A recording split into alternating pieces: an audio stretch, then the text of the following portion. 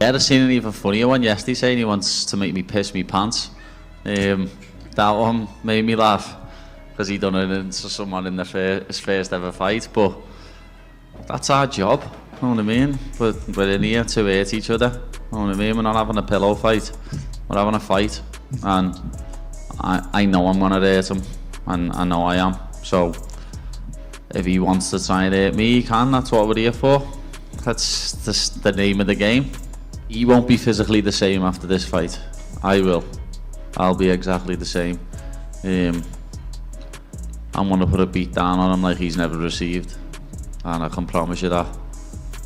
But it was just another fight to me. When a contract with a name on gets sent to me, I sign it. I don't turn down no fight. I step up and I fight the person whose name's on the contract.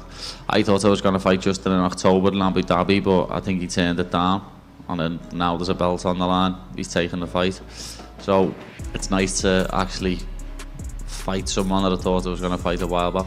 Tom Aspinall's recent visit to Paddy's gym peeled back the surface and exposed something sharper underneath. Paddy looked leaner than usual, buried deep in camp, eyes locked forward, every movement aimed at the looming collision with Justin. Their exchange made one thing clear: this wasn't accidental, it was hunted, chosen, and driven by a commitment that refuses to blink. Paddy has said from day one of coming into the UFC, Scousers can't get knocked out. How much are you looking forward to proving that wrong? Yeah, you don't have to be a doctor to know that if you have a brain, you can get shut off if I just shake it. And so I'll show him, if I could shake his head and make his brain touch his skull, he's going to go to sleep. Tom spoke with blunt honesty about the coming collision, praising his friend while never hiding the danger attached to it, yet insisting it was absolutely possible. For both of them, this wasn't just another matchup on a card. For UK MMA, it carried weight, consequence, and timing, a doorway that rarely opens twice. Paddy could feel it, feeding off Tom's confidence, visibly energized by the belief that this moment, and his potential, were finally aligning. We've known each other for a long time, so on a personal level, Paddy's a great guy, and it's great to see good people doing good stuff. But from a UK MMA point of view, for such a small place, can have 4 champions. It's absolutely unbelievable. Well, it's a dangerous fight for Paddy, but I think it's winnable. It's definitely winnable, and I think Paddy's... Tim Welch zeroed in on a single, unsettling danger. The moment this fight stays upright too long and turns into a pure striking exchange for Paddy. He dissected Paddy's habits with precision, calling out the high chin that creeps up when pressure builds and the brief windows of vulnerability that appear mid-exchange. Over and over, Tim circled back to the same weapons, Justin's snapping left hook and brutal calf kicks, warning they aren't just powerful but perfectly engineered to punish Paddy's forward march, quietly waiting to change everything in one sudden sequence. Old, but he's not washed. Like he's 37, but he's not moving like Michael Chan. He's not holding the ball on the shoulder, doing the fucking PG-13 fucking washed animation. He's not washed. He's not washed, bruv. You know what I mean? He has not shown this crazy drop-off in his skill set. He's 4-1 in his last 5 if we're talking about the guys that he's fought. He has great striking, obviously better than Paddy Pimblett in the boxing. Very, very powerful calf kicks. I think those are going to come into play in this matchup. He's got big power in the hands. He's improved his boxing fundamentals and his footwork under Trevor Whitman. His defense has gotten a little bit better. And I would say in terms of him and Paddy, he's probably equal or more powerful on the feet in terms of punch power. He does have solid takedown defense. Like, the weakness is the grappling, right? But we have seen him show a decent ability to be taken down and push off the initial takedown and get back up against guys like Michael Chandler. Paddy's response only makes the atmosphere stranger, heavier, almost distorted. Instead of directly addressing the whispers about avoidance, he drifts into talk of smashing training partners, inevitable dominance, and what comes next, which sounds fine until it clicks that he's defending himself from accusations no one has fully made yet. It feels like shadowboxing with invisible opponents, swinging at threats that live only in his head. And when fighters start fighting ghosts, it usually signals that pressure has already found a crack and is quietly pushing its way inside. You look a lot leaner last time I seen you. Oh yeah, last time I seen you, lad. Fucking now. Funniest when I come to your gym, lad. When I come to yours, I've been out the night before, lad, to watch fucking Springsteen, lad, and got in at about 4:30 in the morning. You know that mural after you spoke about it? Yeah. Literally was a massive outcry in the town. Gotta get it down. Take it down. Still going though. It's going strong, isn't it? Been a bit of a long process because with eyes, like with other injuries, they just fix them straight away. With eyes, they try and let them, because it's obviously risky, try and let them heal naturally. So we're getting surgery on this eye, keeping me out for a little bit. Not sure how long just yet though. So got a meeting about it soon. So it's just been a slow process, been a nightmare to be honest. Mate, 3 times they did it in 1 round. I know. I think the point of the thing should be sacked off. Just if you do twice in a round, then I get to do 1 back. I reckon that makes it. They're the best one. Why is that? That's fair though, isn't it?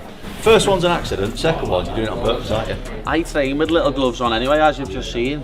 I don't stand like that. Then the cameras roll out fatigue vlogs, tired smiles stitched together with laughter, and everyone treats it like harmless filler. But timing is never accidental, because putting exhaustion on display this close to a massive fight feels deliberate, like narrative control in motion, like someone wants you to witness the grind right before the ground shifts under everyone's feet.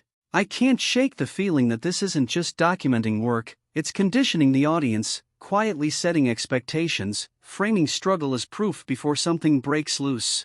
And the more it plays, the more it feels like we're being gently prepared for a twist no one has dared to say out loud yet, but everyone will pretend was obvious once it happens. Known each other for a long time, so on a personal level, Paddy's a great guy, and it's great to see like good people doing good stuff. But from like a UK MMA point of view, like for such a small place, can have 4 champions. It's absolutely unbelievable. Well, it's a dangerous fight for Paddy, but I think it's winnable. It's definitely winnable, and I think Paddy's. The interim belt conversation is where legitimacy starts to blur, where certainty loses its footing, because everyone knows what a real champion represents and everyone understands what interim truly signals beneath the surface. It whispers grace, delay, and compromise dressed up as opportunity. And when people rush to defend it this fiercely, it's usually because they sense how fragile the logic really is.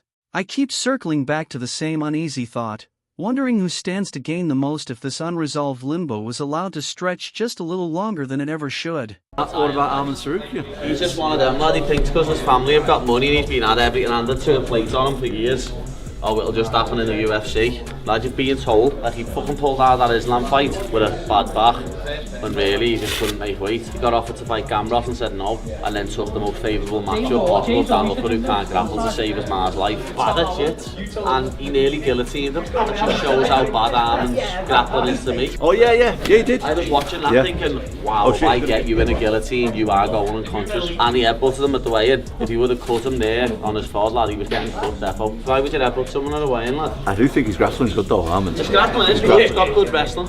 But that's his main thing, is wrestling. And he wouldn't be able to hold me down and just lie on top of me. It'd be interesting, wouldn't it, the grappling matchup? It would. It'd be good. Momentum versus inactivity gets dressed up as analysis, but underneath it's just a clock screaming louder by the second, because Paddy is accelerating, Gaethje is fighting time itself, and Arman remains suspended, unmoving, watching opportunities drift. That imbalance breeds choices that feel rushed, panicked, fear-soaked. Matchmaking never detonates instantly, it waits, it simmers, and that delayed explosion is exactly what unsettles me most right now. My opinion right now, the way for Justin Gaethje to win is going to be his left hook, his cracking left hook, the way obviously Paddy Pimblett floats his chin a little bit. So let's take a peek here and see if anything sticks out. This is Michael Chandler versus Paddy Pimblett, and this went down April 12th of 2025. And Paddy finally looks like a real lightweight. He looks stacked. He's got big legs, he's got big calves. He's obviously a great grappler. So let's see here. See if he makes some mistakes. Michael Chandler's pretty short. He's not a giant guy. He seems pretty small for 155, but dense and explosive. Okay, here we go. 349 round 1. Michael Chandler starts putting the pressure on him, getting back to the fence. He whiffs on a kick, and gets taken down here. Let's take a peek at that again. He goes low kick, and Michael Chandler goes to catch it, swings through, gets an easy finish behind his back. Big mat return by Michael Chandler, explosive. But we've seen Paddy Pimblett. We've seen it in his vlogs. When he jokes about beating Gaethje and then Islam Makhachev, casually predicting the excuses before anyone has even made them, a chill settles, and that's hard to ignore, because that tone can only mean one of two things. It's either absolute, unshakable confidence spilling out without restraint, or it's someone quietly bracing for a backlash they already feel coming. I don't know which one it is yet, and that uncertainty is the unsettling part, but I do know this much: fighters don't preload excuses without a reason, and whatever that reason is, it's never rooted in comfort or peace of mind. Fight could look similar to this if it hits the mat. Paddy's going to have a big jiu-jitsu advantage. I know at their gym they do a lot of jiu-jitsu. He's very sharp on the ground. And again, when you're a wrestler and you get put on your back and you're not used to getting put on your back, your only way up is give up the back. Demetrius Johnson, however, cuts against the growing doubt with a perspective that feels quietly dangerous, suggesting many still fail to see what Paddy is actually becoming. He points to the steady, almost overlooked growth in Paddy's game, especially his cage work during scrambles, where chaos usually exposes weakness but instead seems to sharpen him. Johnson emphasizes Paddy's instinctive ability to hunt submissions in moments others would scramble just to survive, arguing that if the fight hits the mat or if Paddy manages to dictate the tempo, the balance could tilt fast. He doesn't dismiss Justin's toughness or technical skill, acknowledging the threat he brings in every exchange, but Demetrius believes Paddy's jiu-jitsu is the hidden variable, the edge that doesn't announce itself until it's too late. If Paddy can survive the opening strikes and navigate those first violent moments, Johnson hints the fight could quietly flip, with the outcome decided in a place most people aren't watching closely enough. Oh man, you know the thing, I think Paddy is it's so weird because he's been around for a long time, and he's still slept on for some reason. Like, people still kind of doubt him. It's weird, you know what I mean? I don't know if it's like, I don't know, the look, whatever, but he's skilled, and every time he comes in and he shows progression. I think with Gaethje, people know that he's a banger, he's got heart. But I think another thing that people kind of sleep on too is how technical Gaethje is, especially you know, working with his coach. Like, those guys they're always mathematicians. You know what I mean? So I think in this shout out Trevor Whitman. Yeah, shout out Trevor Whitman. But I think I'm going Gaethje in this one. Now snap back with me, because just yesterday this card was supposed to be untouchable, airtight, bulletproof in every sense. It was pitched as the flagship of a new era, the glossy opening act of a massive broadcast deal meant to announce dominance. Then something small appeared, and suddenly the whole structure started to sway. Fans noticed that mark, paused, and collectively thought, nah, this doesn't add up. Not now. Not here. Not on this card of all cards. Not when everything depends on Gaethje walking to the cage clean, uninterrupted, and unquestioned. That hesitation spread fast, turning confidence into suspicion, and once doubt creeps in at this stage, it doesn't whisper, it echoes. Probably excels more than Justin Gaethje is his dynamic. Like, if you push him into the cage, he's gonna do a flying triangle, right? We've seen Justin Gaethje get put to sleep by Khabib. With that, I think the biggest thing is that if Justin Gaethje goes out there and pops that jab, like he always says, that pops that jab and throws a leg kick, then Paddy Pimblett is gonna have to make a decision. Is he gonna go in there and shoot a takedown, or is he gonna go in there and try to strike with him? I'm going to go with Paddy on this one. I feel like Paddy's going to get the submission. I think Paddy's going to be able to submit him. But I could see Justin Gaethje, because Paddy Pimblett gets hit a lot, right? Like when he fought Gordon, he got hit a lot. So he could take a shot, but can he take a shot from Justin Gaethje? Now, Justin Gaethje's been in the game for a long time, been knocked out, been submitted. So we'll have to see, where the fight goes. But if I had to make a pick, I like Pimblett in this one, Paddy Pimblett. There's something I want to add to that. Michael Bisping offered a blunt, unfiltered breakdown that immediately killed any illusion of this being a simple or predictable fight. He stressed that Justin remains a constant danger through raw power, sharp boxing, and punishing leg kicks, explaining how Justin is most lethal when he backs opponents into corners and forces violent exchanges on his terms. But Bisping kept returning to the same crack in the armor, highlighting Justin's tendency to slip into small mistakes as rounds wear on, moments that seem insignificant until they aren't. Those late-round lapses, he noted, have a history of spiraling fast, often ending with Justin caught, trapped, and submitted when fatigue meets chaos. Lightweight title of the world, Ilia Topuria has stepped away. Justin Gaethje is back in his third title fight. It's his second interim title fight, but it's his final fight if he doesn't win. Justin Gaethje said if he loses to Paddy Pimblett, he's going to walk away. One more knockout. I went to sleep. Before that, I'd never been put to sleep. If I would get put to sleep again, I would definitely call it quits. Justin Gaethje has had an incredible career. Of course, he's been the interim champion before, never the undisputed. He lost to Khabib. He lost to Charles Oliveira, but he has electrified and thrilled audiences all over the world. 26 wins, 5 losses. 26 wins, 20 by way of knockout. And he's knocked out some legends. People like Dustin Poirier. Fight of the nights with Dustin Poirier. Fight of the nights with Michael Chandler. Stopped Tony Ferguson in a one-sided savage beatdown, okay? And that was one of the last times we saw Tony Ferguson being a real threat inside the octagon, because Justin Gaethje just beat it out of him with accuracy, with power in his hands. He's got head kicks, he's got wild hooks, he's got beautiful uppercuts, he's got incredible wrestling, but he never uses it. And in this fight against Paddy Pimblett, he doesn't need to use it. He would be a fool to use it. You don't want to shoot in on Paddy Pimblett. Then Gaethje finally speaks, calm voice, casual tone, brushing it off as an ingrown hair. Nothing serious, already healing, no big deal. Fine.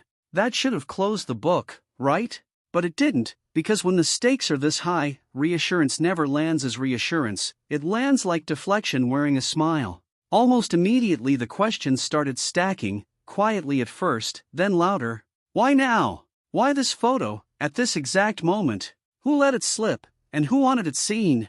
And once people start pulling on that thread, the unease grows, because the real question isn't what they showed us, it's what else is being kept just out of frame, waiting.